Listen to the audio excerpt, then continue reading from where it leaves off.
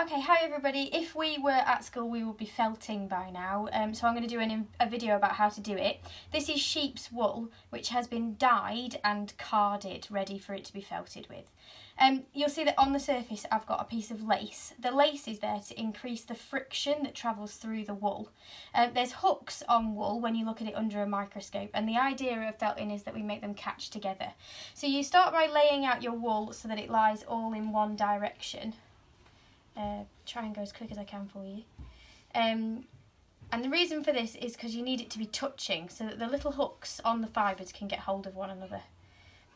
When you've got your first layer done, you then go over in the opposite direction. The idea is that if you have two hooks together that are sat like that, if you have them sat next to each other and then you put friction through them, they'll just travel like that. Whereas if you cross them over, they're going to get hold of each other, which is what we want to happen. It's basically the equivalent of a big flat dreadlock.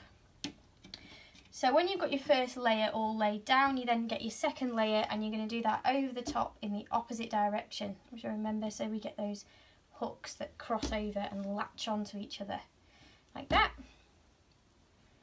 like that, and then you need two more layers. Going as quick as I can. One that goes the opposite way again, so it's like a hashtag.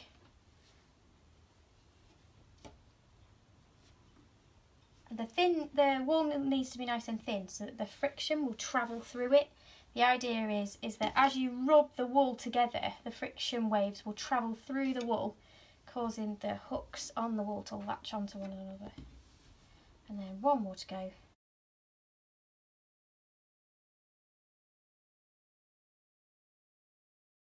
Okay, once you've got that, you then put your second piece of lace on top so that your wool is trapped within the two.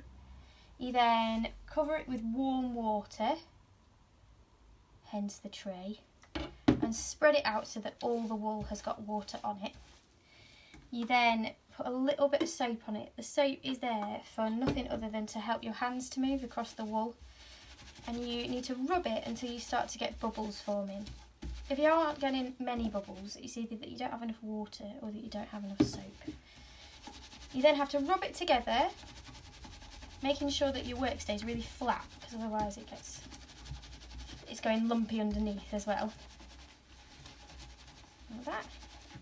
This would have been a really fun lesson. Sometimes people work in circles as well. It's about the pressure of you're sort of giving a dog a good scratch behind the ears. Because of the friction, it does make your hands tingle, and then you know that the friction's actually travelling through the wool. In order to check that it's felted, you can lift up one layer, and if the layers can be pulled apart like that, you'll see that it's not actually felted, whereas when it is felted, they'll be stuck together.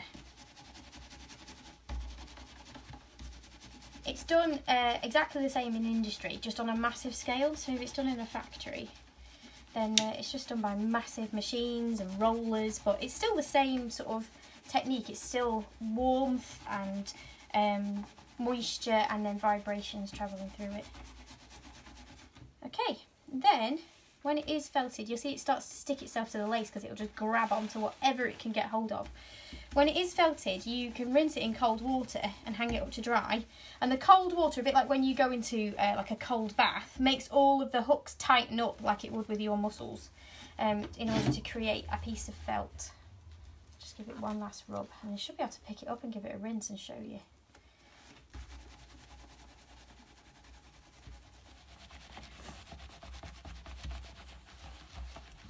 And you should be able to lift it up as an actual piece of fabric now. So it was all just pieces of fluff before, but now you can lift it up as a piece of fabric.